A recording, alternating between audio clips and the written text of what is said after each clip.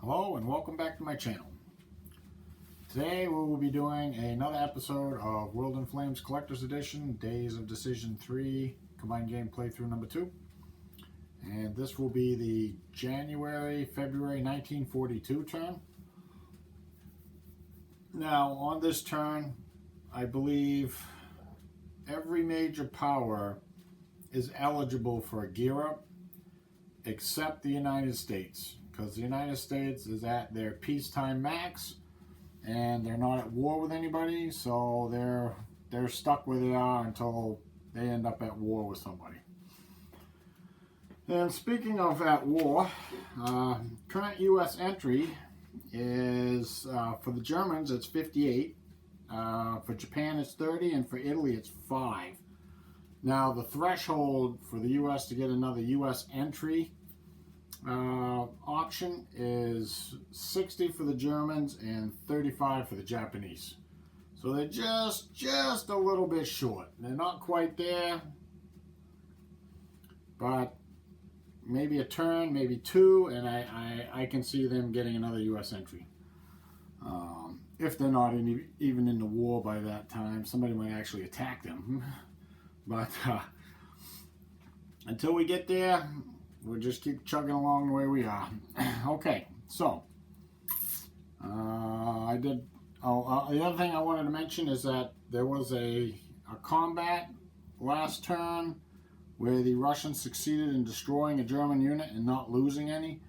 That ended up in this unit being promoted, this one right here, being promoted to Guards Banner Army, a 10-3. So that's a pretty good unit that the Russians got from that one combat they had. I think that's about it I wanted to talk about. I think we're just going to go straight over and check out what we have for starting money. Okay, starting money is looking something like this. We have Germany at 0, Japan at -3, Italy at 1, the Soviets at 3, the Commonwealth at -6, the US at -2, China at -1, and Free France at -10. Knowing that there's lots of gear ups eligible for this turn, we had a lot of major powers bidding. The bids weren't too excessive, but we have the US, strangely enough, bidding 1. We have Germany bidding 1, we have the Soviets bidding 2, we have China bidding 1, we have Italy bidding 1, we have Japan bidding 1, and we have the Commonwealth bidding 1. So pretty much, I believe that is 7 out of the 8 major powers who have bid for an option for this turn. Okay, let's go see how this shakes out. There were no bonus bid points for this turn. Everybody got their political options last turn, so it's just going to be straight up modifiers according to their position on the initiative track. So we have Germany, we have the US bidding 1. They're going to get a +4. That's going to give them 5. That'll put them in first. We have Germany bidding 1. They're going to get a +3 for 4. We also have the USSR bidding 2. They're going to get a +2 for 4, and we have Italy bidding 1. They're going to get a +3 for 4. So that's going to get that tie rather is going to get broken by the political effectiveness. Now, Germany and the Soviet Union are both 6s. The Italians are a 3, I believe. They're way down here. Yes, they are. They're a 3. So the three-way tie is going to be broken between Germany and the Soviet Union by current order. So Germany will be 2nd, the Soviets will be 3rd, and then that will put the Italians in at 4th. Then we have Japan bidding 1. They're going to get a +2. That's going to give them a 3. That will put them in at 5th. And finally, not finally, but we have the Commonwealth bidding 1. That's going to give them a +1. They'll be 2. That'll put them at 6. And China, surprisingly enough, is bidding 1. That'll put them at 7th. And the only non-bidding major power is the Free French, and they're going to go down to 8th. So the last card marker is on the U.S., and the last card marker is on China. I just want to make a quick note about WiFCE France. WiFCE France has been accumulating 1 bid point per turn since they were formed back in 1939, 1940. I have to look it up, but it was like late 39, early 40. All right, let's go check out and see what the U.S. wants to do. Okay, what the U.S. has decided to do is they're going to play their OJ option, infrastructure, and that's the option that you use when you're developing the on-map resource counters. At least that's how I've been doing it in my games. And there's no cost except the cost of the counter, and there's no U.S. entry or anything like that. Well, we'll go over real quick and I'll show you which one it is. Oh, there's no activating a miner either or any of that stuff. So it's this counter right here. It's going to cost the U.S. 11. It's going to give them 2 additional oil resources. So I will pay for that. And then there's no rule to end the political phase. So I will come right back with the option that Germany is going to do. Okay, Germany is going to gear up. She does make the prerequisites for gearing up. It's 1942. There's a lot of minor country influence out here that I have to go put out, and the U.S. entry is going to be a +4, and the cost is 10. So I'm going to do all that, and I'll come back with Germany activating a miner. Okay, Germany gets to activate a miner, and I guess we're going to activate Ireland. So grab the 1 point. Not even going to go over to the status display because 1 point doesn't move anything because Ireland is still in the neutral zone. So I'll come back over here and I'll roll a die, see if Germany ends the political phase. That time I rolled a 4. Nope. So we will move on to the Soviet Union. Okay, it's going to start sounding like a broken record, but the Soviet Union is going to do a gear up. It's 1942, so they qualify for it. The U.S. entry is going to be a +5. There's a whole bunch of minor effects here. I'll go put those out. And then I think I will come back with the Soviets. Oh, and they actually, for this turn, have $11 or 11 rubles. So they will be able to pay the 10 money. Amazing. Got that right this time. And I'll come back shortly and we will activate a miner. Now the Soviets get to activate a miner, and they're going to activate Bulgaria. So I'm going to grab the markers, head over to the status display. You can see Bulgaria is down in the communist ideology. Now I got 2 markers here. I got a German -3 and a Soviet 2. Now you might think that's kind of strange, but the Bulgarian marker is 12 hexes away from the German. So any miner that is 11 hexes or more away from the major powers political influence marker, negative political influence marker, it's not affected by it. So the -3 doesn't affect Bulgaria. So the Russians will activate the 2, and it's going to be 2 per hex. However, we're moving closer to the major power within our own ideology, so it reduces the cost to 1. So it's going to be 1, 2, and the Soviets are happy with that. Last thing for the Soviets to do is roll a die and see if they end the political phase. A 10 does not end the political phase. We will move down to Italy, and I'll give you 3 guesses what they're going to do. Italy's going to gear up. There's a little bit of minor effects to put out. The U.S. entry is going to be a +2, and the cost is 7 money, and they do have that. So they will gear up this turn, and I will be back shortly with Italy activating a miner.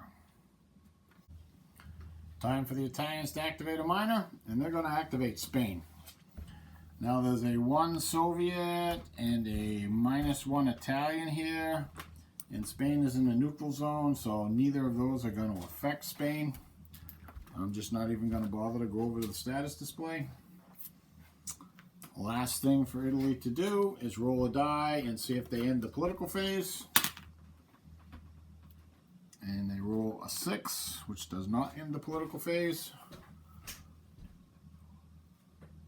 That was a -3 to the die, so 3 does not end the political phase. So we will move down to Japan, and we will go and take a look and see what they want to do. Pretty sure I know what they want to do too.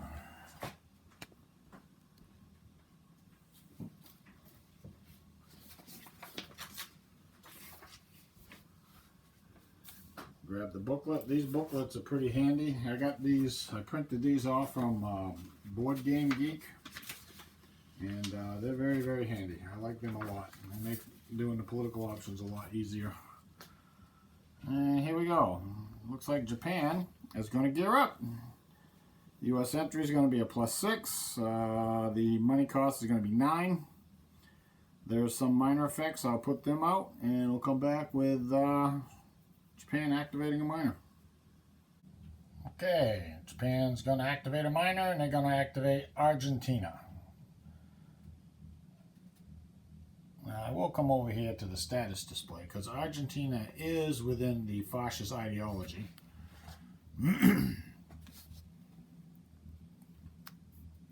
We got 2 markers here.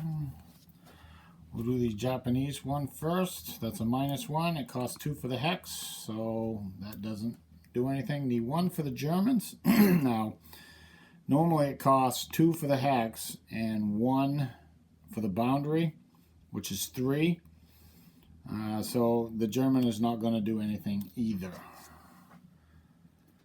Okay, so that's the end of the Japanese turn.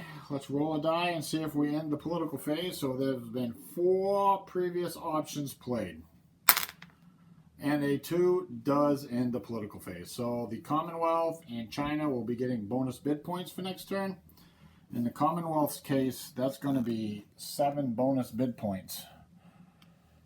So they will be getting a lot for that.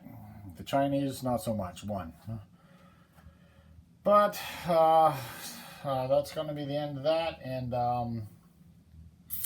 I guess we'll move right into rolling initiative and rolling the weather and see how that turns out. Okay, here we go. Grab the dice. We got red are the communists, white are the fascists, and blue are the Democrats. Now let's see. The modifiers are 0 for the communists, -1 for the Democrats, and +2 for the fascists. So the fascists came out with a 9. They're going to give them a 9. Well, I think they're going to be happy with going last because Germany was looking at the weather chart and there's a +2 to the weather roll. So the absolute best weather they can get if they roll a 1 is storm in the Arctic and rain in North Temperate. It would be fair in the Mediterranean and fair in North Monsoon, which Japan would like, but I think the chances of that happening are probably pretty slim. So we're going to go with Germany going, the fascists going last. And then the Democrats and the communists need to decide. I think the Democrats and communists decide. I think we're going to have the same order as last turn. So the fascists will be last.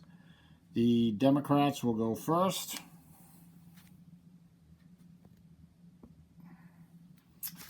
And the communists will be in the middle. I think they're okay with that. Especially the British can get their convoy escorts out. They don't want the Kriegsmarine to go suddenly show up in the Faroes Gap and destroy all their convoys. So next up, we have a weather roll. That's going to be an 8. Okay, so we have blizzard in the Arctic, snow in the North Temperate, storm in the Mediterranean, fair and north monsoon, storm and south monsoon, fair and temperate. The impulse marker will move up 3. And there is a +2 to next turn's weather roll. So that's just going to keep the old bad weather just rolling right along. It's not exactly what Germany wanted to see, but that's the way it goes sometimes. Okay, let's go take a look at reinforcements. There's a pretty big pile over there.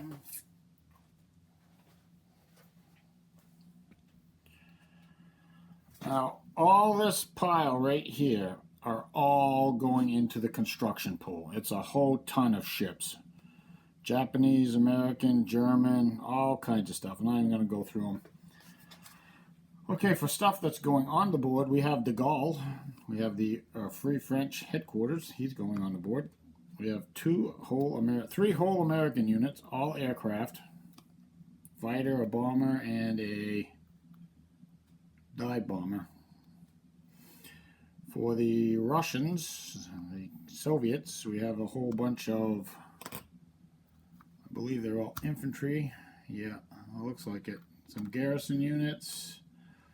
Oh, a Siberian infantry, some militia, a cav unit, a whole bunch of infantry. Bunch of infantry coming on the board. The Germans have a good sized stack right here. They're getting a pilot, getting a motorized corps, a Panzer Grenadier division, an SS motorized corps, a Milchow sub, a regular sub, 5 more offensive points, another regular sub, a Bf-109 fighter, a 4-1 anti-aircraft unit, a light cruiser, a militia unit, and a battleship, the Frederick de Gross. The Kriegsmarine adds another battleship. The Commonwealth gets this stack. They have a pilot. They have a bunch of convoy points. 2, 4. Okay, 4 convoy points and 4 tanker points. Monty, they got the headquarters Monty, and they have the Courageous aircraft carrier. The Japanese have 2 pilots. Convoy points, an infantry corps, tactical bomber, a Ki-32. It's not a very good one. Most of that tactical stuff, it's not very good. A mechanized division. Oh, they have a couple of CAGs. Really good 0 CAG with a range of 7. Marine division. Tanker, carrier, 2 carriers, including the Tahoe. So they got a bunch of stuff coming on. The Italians got 3 little units, a infantry division, a garrison corps, and a mountain division. And the Communist Chinese, not to be outdone by the others, getting a garrison division, an infantry division, and a garrison army. So I will get these on the board and probably come back with a summary of what the Democrats did. If they have an attack, I'll actually come back with that too.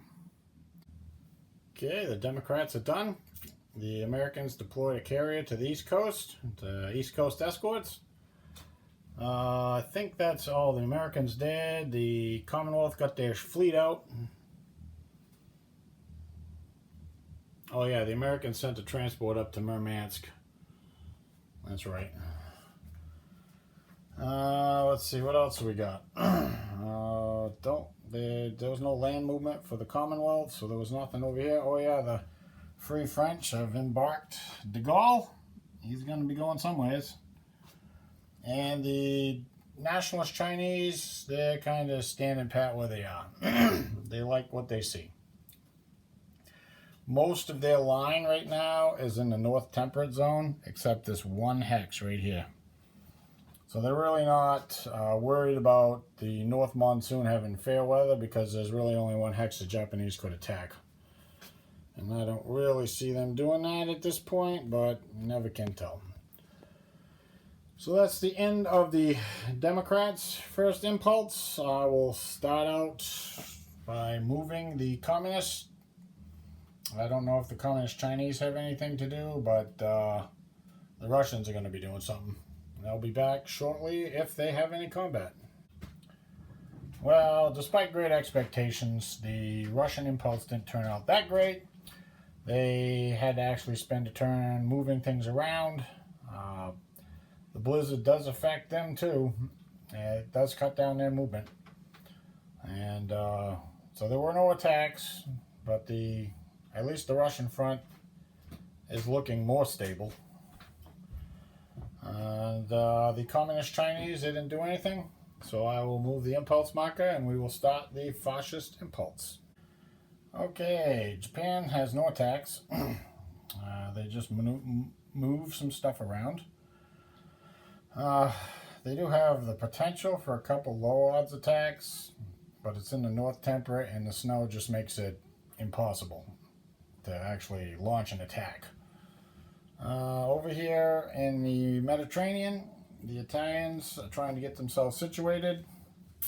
The loss they suffered last turn down in the desert has kind of really discombobulated them right now. And so they're trying to figure out, oh, they do have one attack. They have an attack right here on this partisan, and he's dead. Yes. That was a really critical attack, that was. Put him back in the partisan cup. Now, the Germans do have one attack. They have one right here. It is a 12-1, but the snow makes it a 10-1. Even on the assault table, a 10-1 is auto kill. So we will take that unit off. That will be a cadre for the Soviets.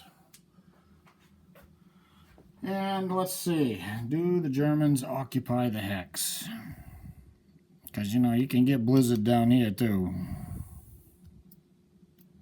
We could have used HQ effects, but the Germans, no, the Soviets wouldn't, with those odds, it doesn't do anything. I think we will occupy the hex just to see what happens. I think that's about it.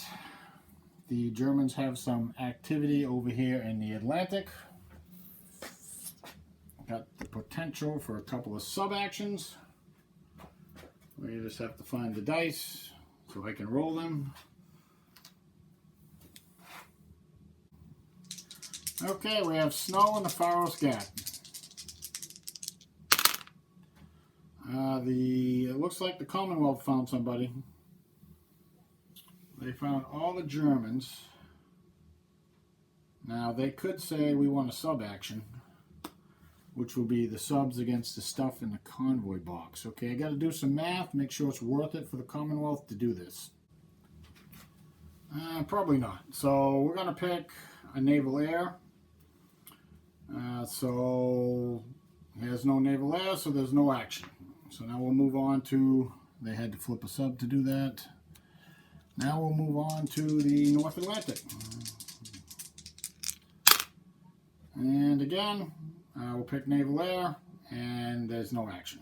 Actually, we don't have naval air. We'll pick a surface action, and so there won't be a fight. I don't think the subs want to go in the surface action. 3, 6, 8.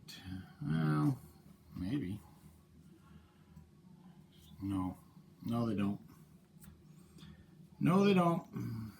So that's that. So that's one round. The Commonwealth got away without losing any convoy points. So we will move forward. That's the end of the fascist impulse. We're already on impulse number 10. We're going to roll weather. And we're going to see what we're going to see. This is the Democrats' impulse. There's a +2 to the weather roll. Oh, did I just see that right on the edge? That there is a 10. And a 12 is blizzard, blizzard, blizzard. So there's going to be nothing going on the European board. Well, the Russians might do something. Rain and north monsoon. storm and south monsoon, and storm and south temperate. Now the impulse marker is going to move up 4. This is going to be a really short turn.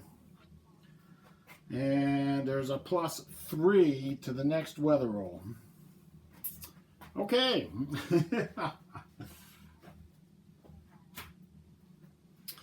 I think the Commonwealth is pretty happy. They're okay with that. They're going to do a... I'm going to put this guy back.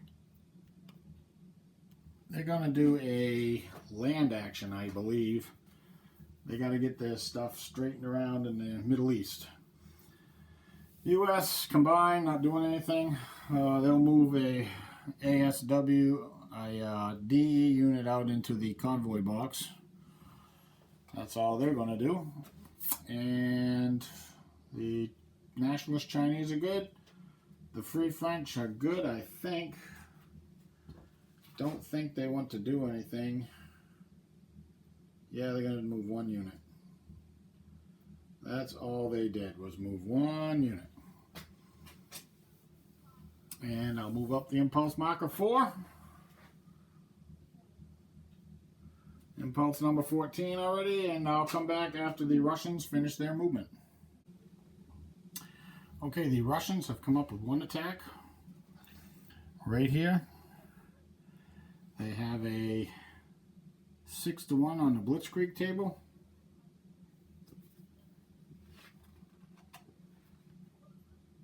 Which is going to make it a 5-to-1. They're going to use HQ support from Zhukov. I think the Germans will have to counter that. Let me add this up real quick and make sure I got it right, because it's going to be adjusted down to 5-to-1. Okay, the actual odds is 7-to-1, but in Blizzard, more than half of them are winterized, so it will be shifted down 1 attack column, which will be 6-to-1. 6-to-1 on the Blitzkrieg table. And let's see what the Russians get. Ooh, that's a good roll. The Russians got an 8. An 8. 6-to-1. That's going to be star 2B.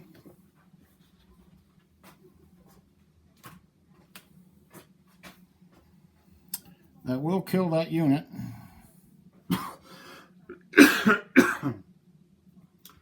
That's going to generate 3 points for God's Banner armies. So I got to sort through and see what they have. I'm pretty sure, I'm thinking this 5-4 mountain is going to be upgraded. But let me sort through them and check it out. And they're going to occupy that hex as well. Okay, instead of promoting the mountain unit, I looked through them, and we're going to promote the Siberian unit to a 6-4 to a 9-4 Guards Banner unit. And that is a big improvement. Alright, and I think that's it for the Russians. I think they get to... Yes, they do. They get to...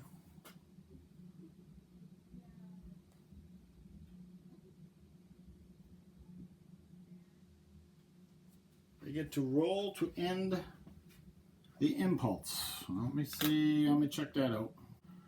Okay, the roll is a 2. Grab the die. A 5 doesn't quite do it. So we will move on to the fascist impulse. Okay, there are no attacks on the Eastern Front. I know that's a shocker. Blizzard on top of Blizzard. You know, I could get like a 4-to-1, maybe a 5-to-1, but 3 column shifts to the left, forget it. I mean, it's like 3-to-2, 2-to-1 maybe. That ain't even worth it. You're just gonna flip over a whole bunch of my units, and then the Russians will come in and crush them after.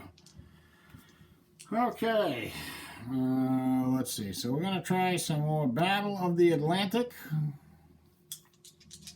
This guy has been a replaced dude. We'll put him up there. And we'll see if anything happens. So far, so good for the British. Yeah, okay, yeah. Surface action, and nope. Yep, we're rolling at that. Doesn't matter. try the North Atlantic. Yeah, again, nobody found anybody. Wow, the British are getting off light. Getting off light.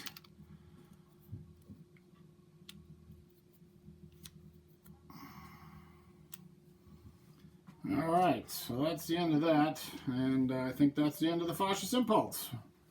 Japan not doing anything, because hey, they got blizzards and storms too. So, roll to end the turn is a 4. An 8 doesn't do it. We move on. Roll weather. Oh.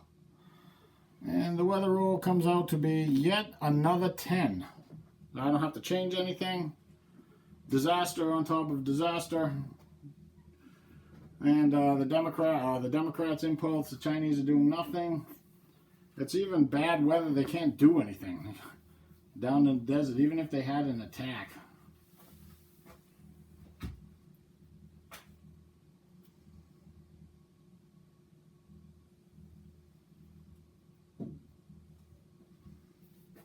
So that's the end of that. I can move a few units. Alright, I might move a few units. Okay, Democrats are done. We just have to roll to see if they end the impulse. A 7 doesn't do it.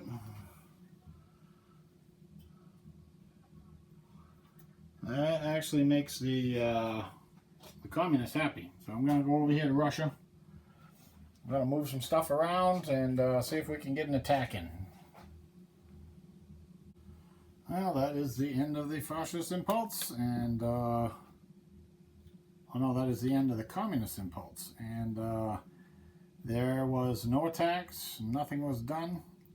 The communists did, even blizzard affects them. I mean, they can't move that fast, so they wanted to get something going, but a 4-to-1, and you shift it down one column, that's 3-to-1 on the assault table. I don't want to risk that with the communists. So we'll just roll to see if we end the impulse. A 10 keeps us going.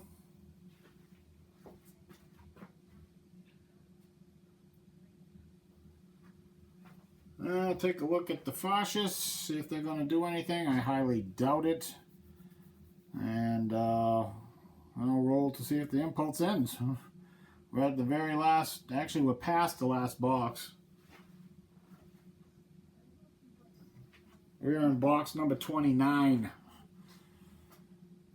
Alright, be back in a second. Okay, let's roll to see if the impulse ends. Nothing happened. Let's see, we need a 9. Who can believe that, huh? Okay, we'll go to the Democrats. Impulse number 33, and we will roll for weather.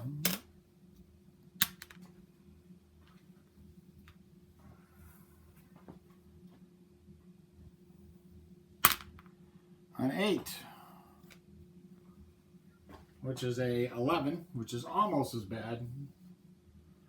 Impulse marker, everything stays the same, except storm and south temperate goes to rain.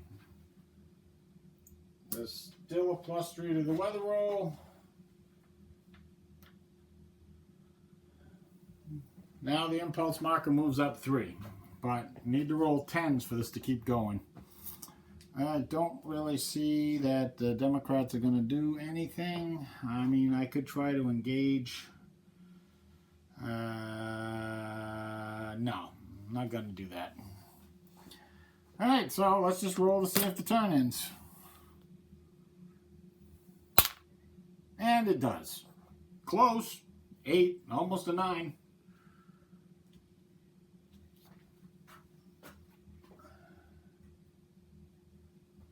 So the Communist Ideological Initiative marker moved up 1 because they didn't get a turn. I'm going to roll for partisans. That was a turn of just absolutely horrendous weather. Alright, partisans. Let's see what we get. We got a 4. Just off screen, of course. Norway, Spain, South Africa. South Africa can get one, so let's roll for South Africa. Believe it or not, it's a 5. And that does give South Africa a partisan. Wait a minute. No, it doesn't.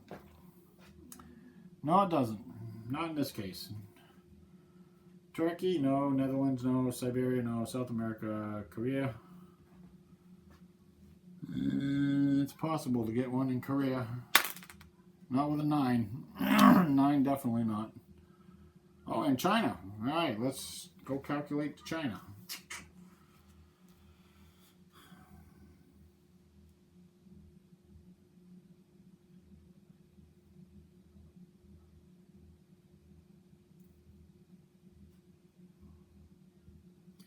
You don't have to bother. There's no place that's not in the zone of control that the partisan can be deployed. So in that case, there's no partisan.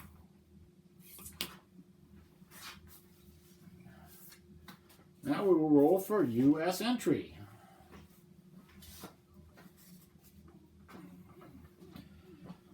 All right, let's go over to the chart. Grab one of these dice. Head over to the chart. This is 42. January, February 42. All right, we'll do Germany first. Oh my God, a 10. 10, 11, 12, 39, so that's 40, 41. It's a 13, plus 5, plus 4. And we got Neutrality Act that affects this. And Japan, no Chinese cities fell this turn. That's a 5, so 8, 9, 40, 41. So that's 9, 10, 11. 11 is a plus 3, which becomes plus 2. The U.S. entry ramping up good now, isn't it? And finally, the Italians. The Italians roll a 2. Isn't that nice? So let's see. They came into war in 40. They've been in war for 1 year, so that's plus 1, plus 2, plus 3. So that's a 5, which is 0. They get 0, so I'm not even going to mark it down. All right, so I'm going to come back right after I do production, show what each major power produced. I got to return everything to base and flip stuff over that's flipped and all that fun stuff. I'll be back in a second. Okay, production for the major powers looks something like this. We have Germany producing 51, started with 40 and spent 40. We're